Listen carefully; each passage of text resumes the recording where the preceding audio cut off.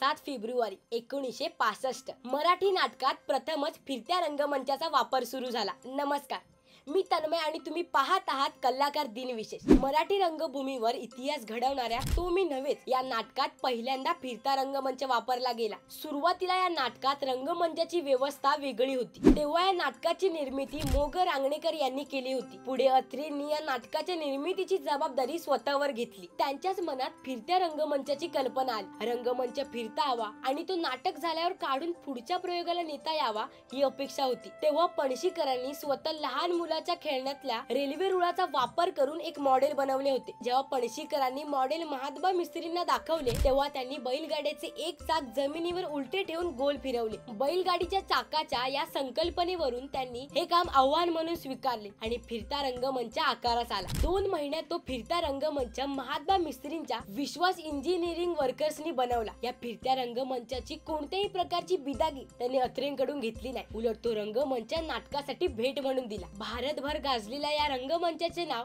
विश्वास रंगमंच असे ठेवण्यात आले। भारतातला हा पहिला फिरता रंगमंच मराठी प्रेक्षकांसाठी न भूतो न भविष्यती असाच होता। असे नवनवीन दिन विशेष पाहण्यासाठी आपल्या कलाकार YouTube चॅनलला सबस्क्राइब करा आणि Instagram, Facebook पेजला फॉलो करा।